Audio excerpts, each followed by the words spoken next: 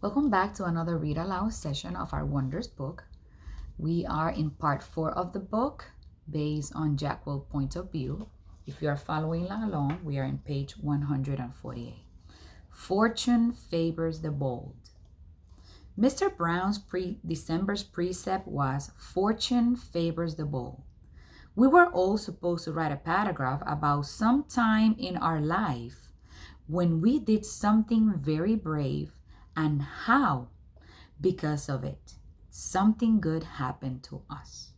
I thought about these a lot, to be truthful. I have to say that I think the bravest thing I ever did was become friends with August. But I couldn't write about that, of course. I was afraid we have to read these out loud, or Mr. Brown would put them up on the bulletin board like he does sometimes. So instead, I wrote this lame thing about how I used to be afraid of the ocean when I was little. It was dumb, but I couldn't think of anything else. I wonder what August wrote about. He probably had a lot of things to choose from. Private school. My parents are not rich. I say this because people sometimes think that everyone who goes to a private school is rich, but that isn't true with us. Dad's a teacher, and mom's a social worker, which means they don't have those kind of jobs where people make gazillions of dollars. We used to have a car, but we sold it when Jamie started kindergarten at Bishop Prep. We don't live in a big townhouse or in one of those doorman buildings along the park. We live on the top floor of a 5-story walk up we rent from an old lady named Doña Petra, all the way on the other side of Broadway. That's code for the section of North River Heights where people don't want to park their cars. Me and Jamie share a room.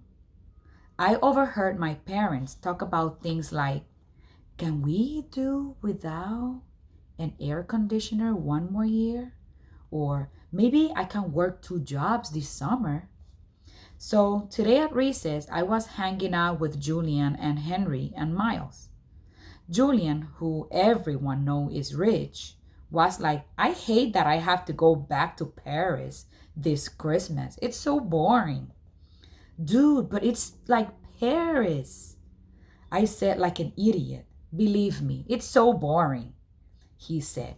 My grandmother lives in this house in the middle of nowhere. It's like an hour away from Paris in this tiny, tiny, tiny village. I swear to God, nothing happens there. I mean, it's like, oh wow, there's another fly on the wall. Look, there's a new dog sleeping on the sidewalk. Yippee! I laugh. Sometimes Julian could be very funny. Though my parents are talking about throwing a big party this year instead of going to Paris, I hope so. What are you doing over break? Said Julian. Just hanging out, I said. You're so lucky, he said. I hope it snows again. I answered. I got this new sled that it's so amazing. I was about to tell them about lightning, but Miles started talking first. I got a new sled too, he said. My dad got it from Hammershire Slemmer. It's so state of the art. How could a sled be state of the art? Said Julia. It was like $800 or something. Whoa! We should all go sledding and have a race down Skeleton Hill, I said. That hill is so lame, answered Julian. Are you kidding? I said. Some kid broke his neck there. That's why it's called Skeleton Hill. Julian narrowed his eyes and looked at me like I was the biggest moron in the world. It's called Skeleton Hill because it was an ancient Indian burial ground, duh, he said. Anyway, it should be called Garbage Hill now. It's so freaking junky. Last time I was there, I was so gross, like with soda cans and broken bottles and stuff. He shook his head. I left my old sled there, said Miles. It was the crappiest piece of junk. And someone took it too. Maybe a hobo wanted to go sledding, laughed Julian. Where did you leave it? I said. By the big rock at the bottom of the hill. And I went back the next day and it was gone. I couldn't believe someone actually took it. Here's what we can do, said Julia. Next time it snows, my dad could drive us all up to this golf course in Westchester that makes Skeleton Hill looks like nothing. Hey Jack, where are you going? I had started to walk away. No wonder why. Do you guys have a slightest idea of why maybe Jack walked away from them when they were talking about Skeleton Hill? Post it on the comments.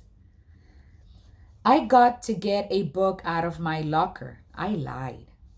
I just wanted to get away from them fast.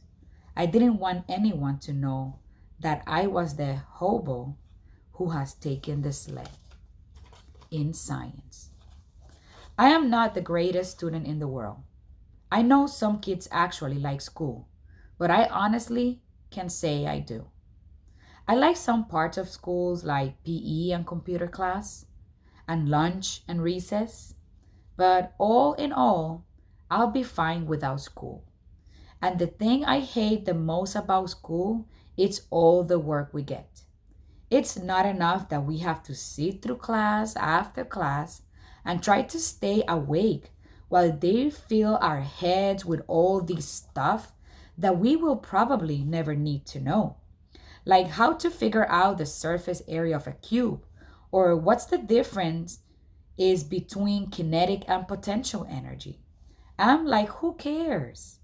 I've never ever heard my parents say the word kinetic in my entire life. I hate science the most out of all my classes. We get so much work, it's not even funny. And the teacher, Miss Rubin, it's so strict about everything. Even the way we write our headings on the top of our papers. I once got 2 points off of a homework assignment because I didn't put the day on top. Crazy stuff. When me and August were still friends, I was doing okay in science because August sat next to me and always let me copy his notes. August has the neatest handwriting of anybody I've ever seen who's a boy. Even the script is neat, up and down perfectly, with really small, round, loopy letters. But now that we're ex friends, it's bad because I can't ask him to let me copy his notes anymore. So I was kind of scrambling today, trying to take notes about what Miss Rubin was saying. My handwriting is awful.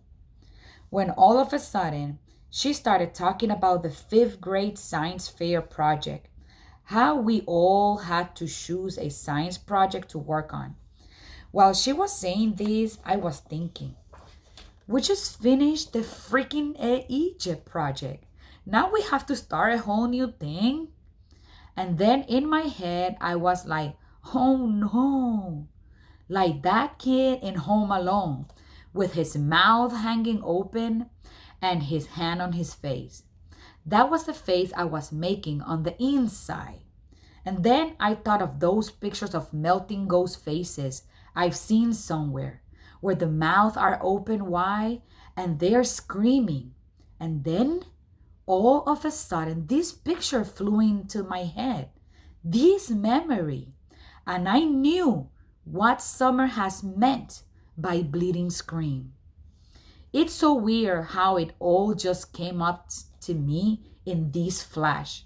Someone in homeroom has dressed up in a Bleeding Scream costume on Halloween. And I remember seeing him a few desks away from me. And then I remember not seeing him again. Oh man, it was August. All of these hit me in science class while the teacher was talking. Oh man, I've been talking to Julian about August. Oh man, Now I understood. I was so mean. I don't even know why. I'm not even sure what I said, but it was bad. It was only a minute or two. It's just that I knew Julian and everybody thought that I was so weird for hanging out with August all the time. And I felt stupid. And I don't know why I said that stuff. I just was going along. I was stupid. I'm stupid, oh God. He was supposed to come as Boba Fett. I would never have said that stuff in front of Boba Fett. But that was him. The bleeding scream sitting at the desk looking over at us. The long white mask with the fake squirting blood. The mouth open wide. Like the goal was crying. That was him. I felt like I was going to puke. Wow. What do you guys think about it? How do you think that Jack feels right now? What do you think, all the things that are going through his mind? This is a bad situation now. Imagine yourself, can you put yourself on Jack's shoes for a minute and think about his feelings, all his thoughts, that heart sensation that he must feel in his heart right now. August was there the whole time and he didn't know. And everything just came out to his mind like a quick flash, like kind of like a flashback, like poof. It just came to his mind. Now he understand. Now he's know what has happened all this time. Wow, we're gonna leave it with this, guys. I hope that you guys enjoy it. I know it's kind of hard, right? So please, please, please, please post the comments. What do you guys think about it, okay? See you guys next time for another read aloud of our Wonder Book. Thank you and take care.